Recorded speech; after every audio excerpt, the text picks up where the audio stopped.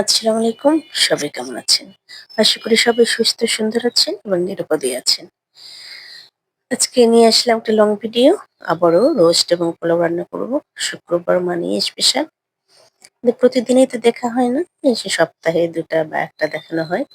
যাই হোক এখানে তেল গরম করে আমি মুরগিগুলো ০.৫ ঘন্টা লবণ দিয়ে মেখে রেখে দিয়েছিলাম।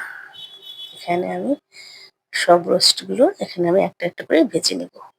এখানে আমার সবগুলো ভাজা হয়ে গেছে।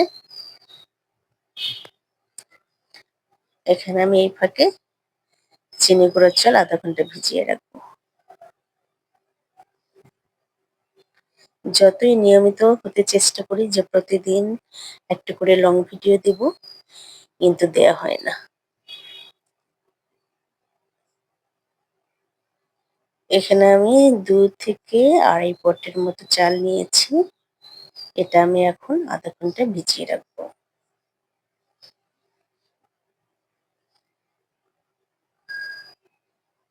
একটু ভেজে নেওয়া হয়ে যাক এদিকে ০.৫ ঘন্টা একটু ভিজতে থাক।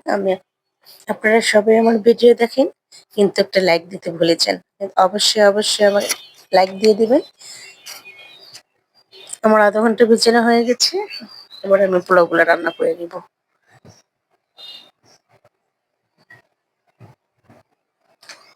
এখানে আমি আদা রসুন পেস্ট, লবঙ্গ, দারচিনি, ছোট এলাচ, একটা বড় এলাচ এগুলো দিয়েছি। এগুলো দিয়ে এখন আমি পোলাওটা কষিয়ে নেব।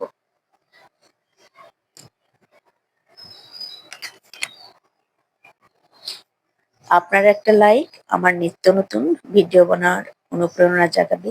তাই বলছি আপনারা কষ্ট করে হলেও একটা লাইক দিতে ভুলবেন না। এখানে আমার পোলাওগুলো কষানো হয়ে গেছে। এখানে আমার কষানো হয়ে গেছে। আমি এখানে কুসুম গরম পানি ঢেলে দিয়েছি। কয়েকটা কাঁচামরিচও দিয়েছি। এবার আমি ঢাকনা দিয়ে ঢেকে দেব। এবার বলক উঠে আসলে আমি সামান্য একটু আঁচটা কমিয়ে দেব। আমার ভিডিওতে নিত্য নতুন অনেক পোলাও এবং রোস্টের ভিডিও দেয়া আছে। যারা নতুন আপু তারা যদি দেখে একবার আমার চ্যানেলটা দেখে আসতে পারে।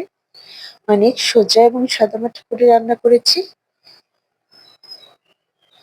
নতুন, নতুন আপুদের জন্য অনেক সহজ হবে। এখানে আমি একটা কড়াইতে পেঁয়াজ দিয়েছি। পেঁয়াজগুলো একটু ব্রাউন কালার হয়ে গেছে এবং এবার আমি সব মসলাগুলো দিয়ে দেব। ছোট এলাচ, বড় এলাচ, লবঙ্গ, দারুচিনি সব ধরনের গরম মসলা দিয়েছি। এখানে আদা রসুন পেস্ট দিয়েছি, জিরা পেস্ট দিয়েছি। এগুলো দিয়ে এখন আমি একটু ভালোভাবে কষিয়ে নেব।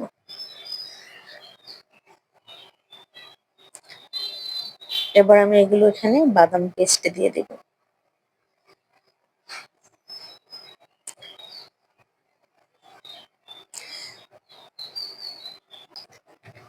এখানে আমি সামান্য একটু পানি দিয়ে ভালোভাবে নেড়ে চেড়ে নেব। আজকের ভিডিওটা একটু আমার হয়তো লং হতে পারে। যাই হোক একটু কষ্ট করে আপনারা দেখে নেবেন।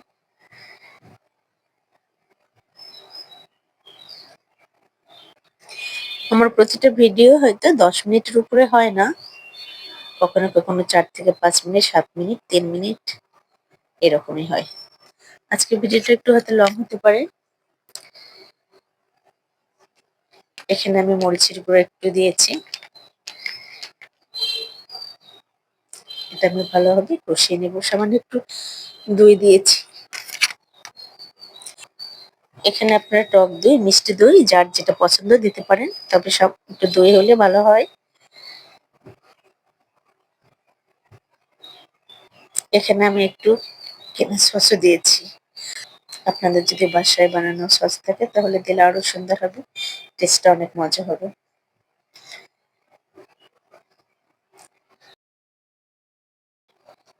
এবার আমি মুরগিগুলো ঢেলে দিব। আমার মুরগিটা প্রায় কষানো হয়ে গেছে।